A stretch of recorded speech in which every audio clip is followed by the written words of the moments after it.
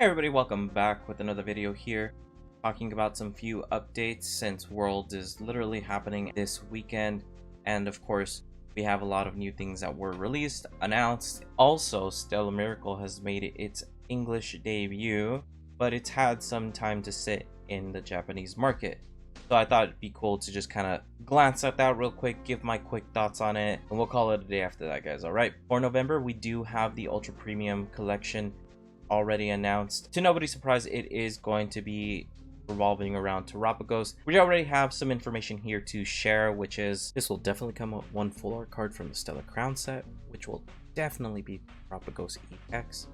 The other two Terra Pokemon included are Terra Lapras EX and Terra Cinderace EX. This also has the exact same layout and material as the 151 Ultra Premium Collection. By that I mean the metal dice, the playmat, same box style, and the nice little card holder, just decorated in a way to have more focus on the Stellar Crown set and Terapagos EX. Just a reminder that for the 151 we did have Mew twice in different card formats, and one of them was the metallic version, right? And then we also had Mew 2, alternative art version of that card was available there as well. I know I'll get 3 of these, one for myself, one for my oldest son, and then one for my youngest son.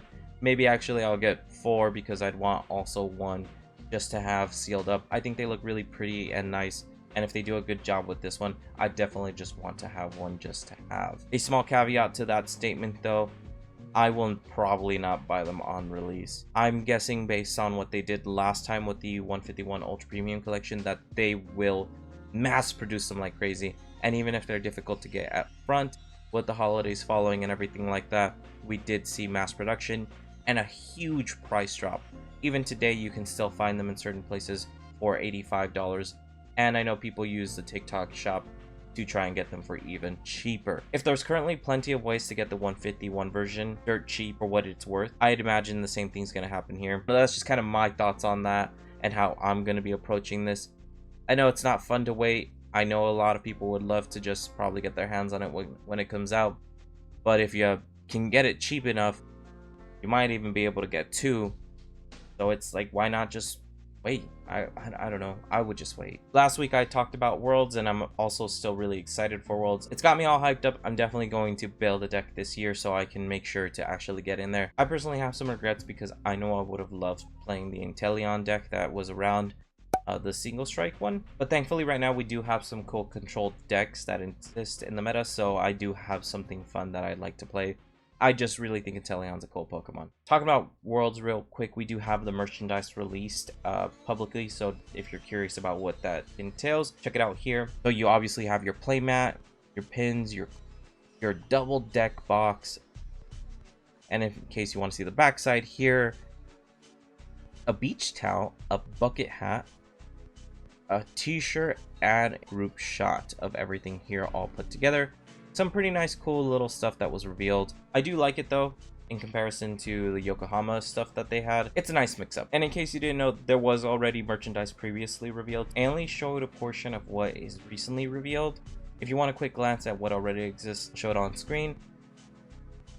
I'll also put a link in case you're curious and wanted to see the previous merchandise already revealed. Before I drift too far away from Worlds real quick, I don't know if any of you guys have your meta predictions, but I kind of have this feeling that Gardevoir is going to take the whole thing. I know it's a little weird to pick that deck, especially with Regidrago out there. I just feel like a lot of people know that that deck exists. I think that a lot of people will tech for it, and that's what kind of has me wary that it's not going to do as good as people expect it to. I'm probably wrong. I'm pretty sure it's still going to kick everybody's ass out there, but who knows. I think Raging Bolt is another deck that will kick a lot of ass, but I also, again, think that a lot of people are probably going to tech for it. I'd also be very surprised if we don't have a Charizard in the top 8. That deck is just normally pretty consistent, and it's only gotten better with all these new releases, but who knows. All that to say that I just want to know, what deck do you think is going to take Worlds? Full disclosure, guys, I know that I sell Pokemon cards on a website. I don't sell this set, so don't feel like I'm trying to shell out or encourage anyone to fully invest into this set. I don't gain anything from saying anything about this set because I don't have it. And I'll tell you right now, there's a reason why. I just don't think it's really that good. I'm also just not a big fan of Terapagos. I don't think the Pokemon's bad or boring. It definitely has a nice little niche to it, and the new Stellar type is cool. It made more of an appearance and more of a bang in the video game versus what it's doing in the card game, because the card game has like this triple energy thing requirement, whereas in, you know, like that's cool in other card games like Magic, because you know you're getting a lot of power from those triple energy required Pokemon. Not so much the case over here, and the requirement can be pretty hefty for some decks to even try and fulfill. There are some really beautiful cards in there. I know that I'll probably buy singles of this, but I won't be buying too much into this set. More so just some of the singles, really, because I like some of those Pokemon. I think Rabu is dope as hell. But when it came to Pokemon, there's just not a value behind the Pokemon currently in that set. And in the competitive format, we're still not seeing it either. Maybe in the future, that'll shift once another rotation happens and more of the series is completed. But for now, I just don't think it's worth it. But even then, if later on in the future it grows due to cards being more competitive versus popular, then it feels like it just might be momentary. And I've said it many times, I'm still very excited for the next set. They didn't start crazy strong with the Alolan Executor being kind of the face of it, but they do have Latias and Latios on it as well. Two other cool Pokemon there, and it's about Dragon Pokemon, and really we don't see Dragon Pokemon get printed enough, which might be surprising, but it is the case. Now, don't get me wrong, obviously dragons are in the meta right now, with Dragon Pult being relevant, with the Regidrago deck being relevant. So if you're a big Dragon Pokemon fan, now would be your time to jump in so you can enjoy that stuff while it's still in the meta, while it's still competitive. And as for the collectors, I mean, it's in the title.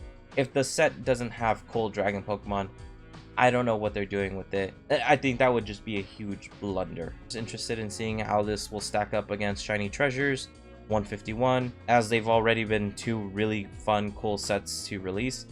So I wonder if they'll stack up against it. Last but not least, just adding that I'm taking pre-orders for this if you already want it. I know I'm gonna keep some of this for myself, but anyways guys, as always, let me know your thoughts. What are you guys getting? What are you guys collecting? Are you gonna get Dragona Paradise? Did you already buy heavy into Stellar Miracle? Let me know, guys. Anyways, I'll talk to you later. Bye. See you later.